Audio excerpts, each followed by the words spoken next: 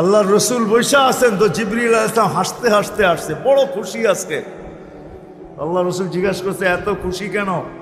বলছে সুসংবাদ নিয়ে আসছি, আপনিও খুশি হয়ে যাবেন। বলছে কি সুসংবাদ? 70,000 উম্মত আপনার হিসাব কিতাব ছাড়া জান্নাতে যাবে। তো শুনতে দেরি, চেহারা মলিন হইতে দেরি হয় নাই। তো জিবরিল আলাইহিস সালাম বললেন এটা কি? আপনি তো খুশি হওয়ার কথা, চেহারা মলিন হলো কেন? মাত্র 70,000, আমার সাহাবী তো 1.25 লক্ষ, কিয়ামত পর্যন্ত উম্মতের কি হবে?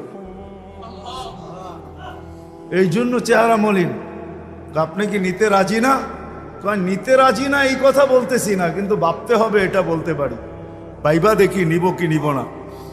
তো পাশে ওমর রাদিয়াল্লাহু তাআলা আনহু বসা, বলছে ওমর নিব 70,000, বিনা হিসাব কিতাবে জান্নাতে যাবে। তো যেমন উস্তাদ তেমনই তো ছাত্র হয়, পীর যেমন মুরিদ তো এমনই হয়, ঠিক না? হ্যাঁ, কি বলেন? সঙ্গী ভালো হলে আমিও ভালো হব, এটাই তো সত্য। নাহলে কোরআন কেন বলবে কুনু মা সাদিকিন?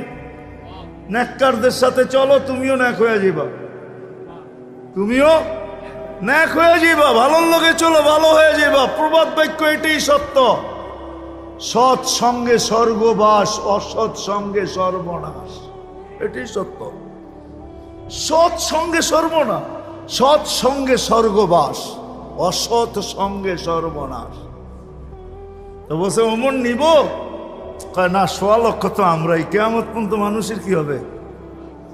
কি করব? কয় ফেরত পাঠায় দেন, বলেন বাড়ায় নিয়ে আসতে। তো বলছে মশওয়ারা হয়ে গেছে, নিতে পারি না, আল্লাহকে বলো বাড়ায় দিতে। আল্লাহ আল্লাহ, ঠিক না? আল্লাহ আল্লাহ আল্লাহ আল্লাহ, হায় হায়।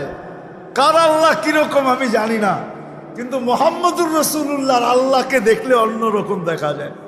হায় হায়, আমি মনে হয় বুঝাইতে পারি না আপনাদেরকে। আপনি বলবেন পৃথক করলেন কেন? না, এটা পৃথক না, এটা অন্য জিনিস বুঝাইতে চাইতেছি। মুহাম্মদুর আম্মাজান নিজে বলছেন, আম্মাজান আয়েশা রাদিয়াল্লাহু তাআলা আনহা বলতেছেন, ইয়া রাসূলুল্লাহ, আপনার ইচ্ছায় আপনার আল্লাহ এত তাড়াতাড়ি করে কেন? বুখারীতে আছে, বুখারীতে। যারা বুখারী পড়ায় ওদেরকে জিজ্ঞেস করেন, আপনার আল্লাহ আপনার ইচ্ছায় এত তাড়াতাড়ি করে কেন?